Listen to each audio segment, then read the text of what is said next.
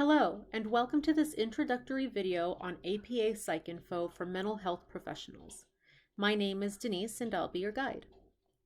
The APAPsychInfo database is available to any user with access to EBSCOhost, either through a professional subscription, library membership, or an academic institution. Although it is an excellent resource for any person looking to research issues in psychology and its related fields, this introduction and the following guides have been produced with the specific needs of mental health professionals in mind. This includes psychologists, psychiatrists, clinical therapists, and other mental health professionals who conduct scholarly research on a regular basis for a variety of reasons.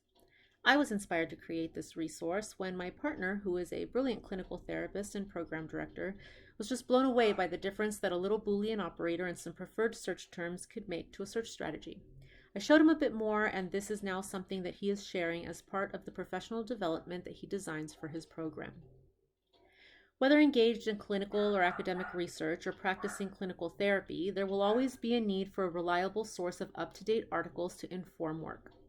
Professionals in the field also need to maintain familiarity with developments in all areas of psychological science. As professionals in information science know, the process of searching for relevant articles can be time-consuming, and while this is what we do and what we love to do, professionals outside of our field have less time to devote to searching. Mental health professionals will benefit from learning these search strategies. APAPsychInfo is produced by APA, the American Psychological Association. According to the American Psychological Association, APAPsychInfo has remained the most trusted index of psychological science in the world for over 50 years. This database is updated frequently with at least 2 updates per week. With a current holding of over 5 million interdisciplinary bibliographic records, it is an indispensable resource to psychologists, psychiatrists, clinical therapists, and other mental health professionals looking to conduct quality research to inform their professional and academic research and clinical practices. When becoming familiar with a new academic database, it's a good idea to become familiar with the ProSheet. This is a great place to start. It gives us all sorts of valuable information about the database, how it works, and how to use it. This ProSheet shows us that APAPsychInfo covers the following broad subjects: health and mental health treatment and prevention, educational psychology, psychological and physical disorders, neuropsychology and neurology, physiological and psychology and neuroscience, general psychology, industrial and organizational psychology, social processes and social issues, neurological disorders and brain damage, developmental psychology, human experimental psychology, social psychology, psychopharmacology, and health psychology and medicine. Some of these topics do have interdisciplinary applications, so it's easy to see how widely applicable the use of APAPsychInfo can be. But again, our purposes are to focus on the needs of mental health professionals specifically. Scrolling down in the ProSheet gives some examples of what some of the holdings can show, as well as some of the preferred language in the thesaurus of the database.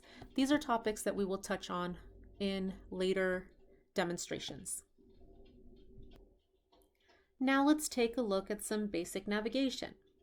The front page of APAPsychInfo, when accessed through EBSCOhost, offers the user the options of a basic search or an advanced search. The basic search is a great tool when used with some of PsychInfo's best features. On its own, it's a single blank text field that prompts the user to enter keywords to find books, journals, and more. A small drop down below and to the left, labeled Search Options, reveals some optional filters and limiters to apply to your search. Leaving all of these on the default settings and entering our search phrase will launch a basic keyword search. Let's try it.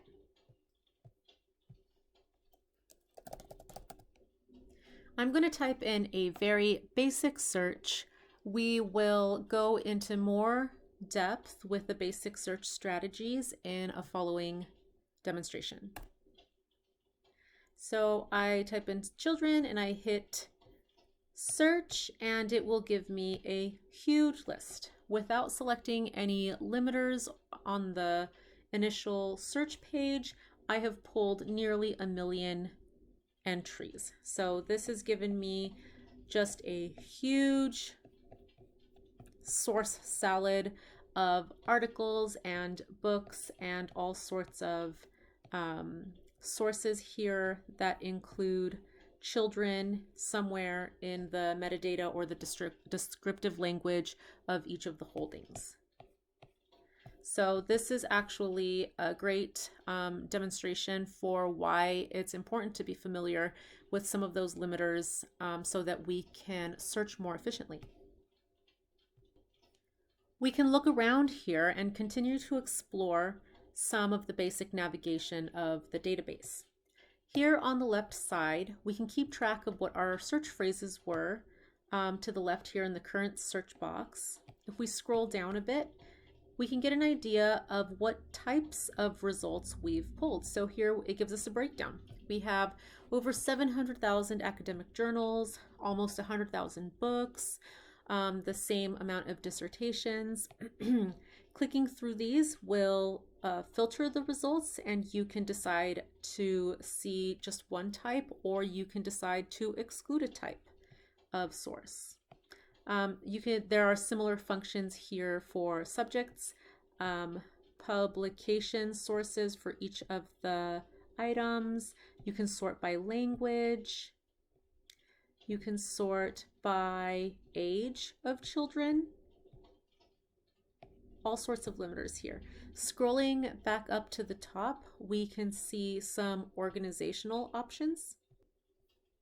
There are options here to save articles, create lists of articles. These are topics that will be touched upon in later videos.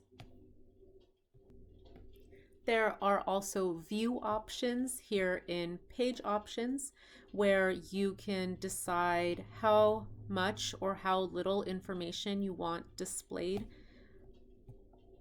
in your search results.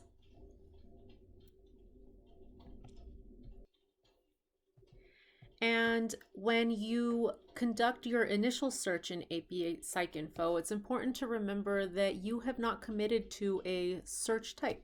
If you did a basic search, you can still toggle over to the advanced search, and it will retain your search term there, or keep it in the basic search.